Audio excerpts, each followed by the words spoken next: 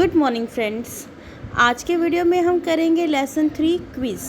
बच्चे, आज के वीडियो में जो मैंने क्विज़ के लिए आपके लिए क्वेश्चन सिलेक्ट किए हैं वो क्वेश्चन मोस्ट बेसिक क्वेश्चन हैं। ये क्वेश्चन न केवल 6 क्लास के स्टूडेंट के लिए है बल्कि ये क्वेश्चन मोस्टली कम्पिटिटिव एग्ज़ाम्स जैसे कि एचटेट, सीटेट, क्लर्क, इन एग्ज़ाम्स में भी पूछे जाते हैं क्योंकि ये ज्योग्राफी का बेस बनाते हैं। तो स्टार्ट करते हैं हम अपना quiz with question 1, that is what does the word perihelion mean.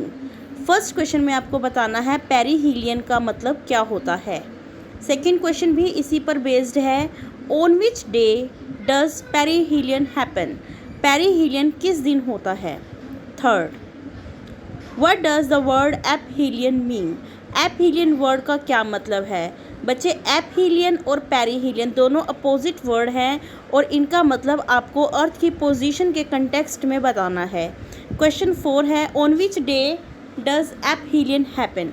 Question 4 ये कहता है कि एपहीलियन किस दिन होता है, मतलब अर्थ की यह एक पोजीशन है जो अर्थ के ऑर्बिट पर बनती है, तो वो किस दिन बनती है, आपको उस दिन का नाम बताना है।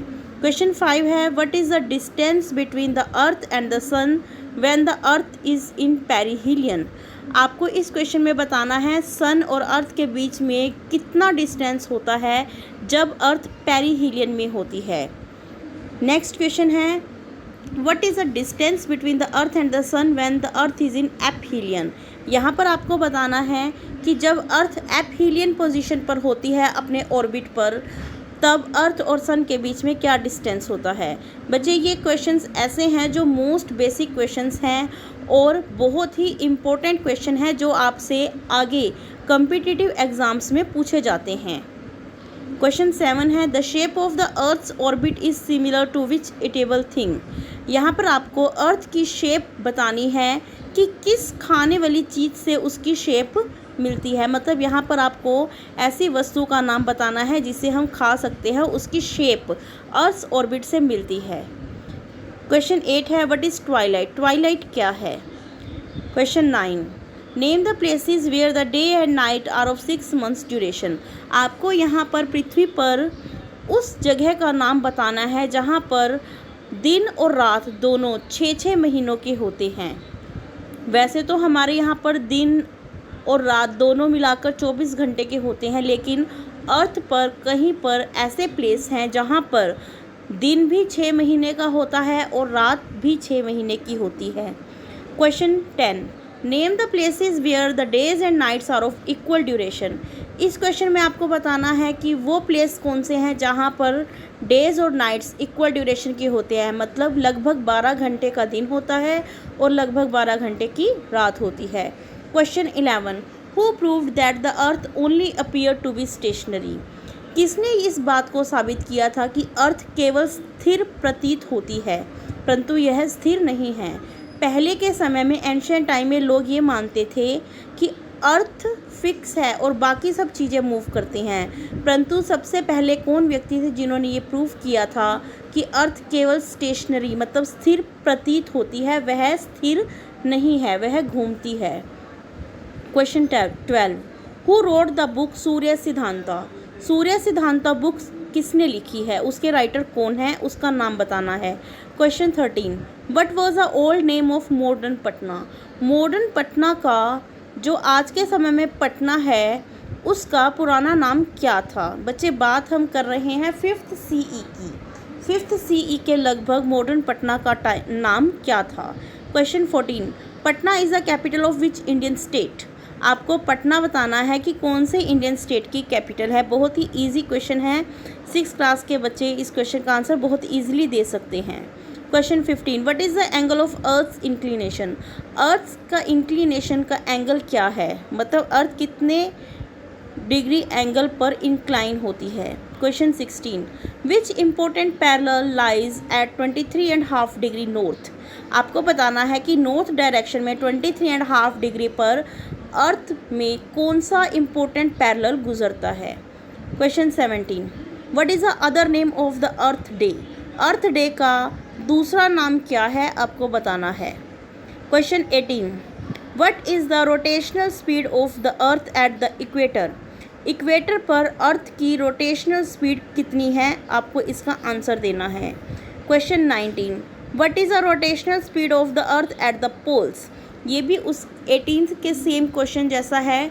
इसमें आपको बताना है कि अर्थ की रोटेशनल स्पीड पोल्स पर कितनी होती है। बच्चे, मैंने आपको रीडिंग ट्रांसलेशन करवाते वक्त बताया था कि अर्थ के 2 पोल्स हैं, north pole and south pole. तो वहाँ पर अर्थ की रोटेशनल स्पीड कितनी है आपको बताना है। क्वेश्चन 20 है, व्हाट इज़ डाउन? 21 क्वेश्चन है, how many days does a leap year have? Leap year में कितने दिन होते हैं? बहुत इजी क्वेश्चन है, आप बहुत इजीली इसका आंसर दे पाओगे। Question 22, which month gets extra day during leap year? Leap year के दौरान किस मंथ में एक्स्ट्रा दिन ऐड होता है? उस मंथ का नाम बताना है। Now next is the following questions are based on this image. जो अब आपसे नेक्स्ट क्वेश्चंस पूछे जाएंगे वो इस इमेज पर बेस्ड हैं। मतलब आपको इस इमेज को देखकर इन क्वेश्चंस के आंसर देने की कोशिश करनी है। तो क्वेश्चन 23 है जो इस इमेज पर बेस्ड है वो है, what is the position of earth on 21 June in southern hemisphere cold? आपको बताना है कि अर्थ की पोजीशन 21 जून को सदर्न हेमिस्फीयर में क्या होती है। Question 24, what is the position of earth on 22 December in northern hemisphere cold? अब आपको बताना है कि 22 दिसंबर को नदर्न हेमिस्फीयर में अर्थ की पोजीशन को क्या कहते हैं। Next question is, which season is experienced in northern hemisphere on 21 मार्च? आपको इस इमेज को ही देखना है। इस इमेज पर आपको देखकर बताना है कि 21 मार्च को नदर्न हेमिस्फीयर में कौन सा सीज़न मनाया जाता है। Question 26, which season is experienced on 23 September in southern hemisphere? अब आपको फिर से वही इमेज देखकर बताना है कि 23 सितंबर को सदर्न हेमिस्फीयर में कौन सा सीज़न होता है। Question 27, what is the difference between equinox and solstice on the basis of sun rays? आपको सन रेज के अकॉर्डिंग सन रेज के आधार पर इक्विनॉक्स और सोलिस्टिस के बीच में डिफरेंस बताना है। बच्चे, ये क्वेश्चन 27 बहुत ही डिफ़िकल्ट और हाइपोथेटिकल काइंड का क्वेश्चन है। इस क्वेश्चन का आंसर सोचने के लिए आपको बहुत ज़्यादा डीप नॉलेज होनी चाहिए। Now this is the completion of this quiz.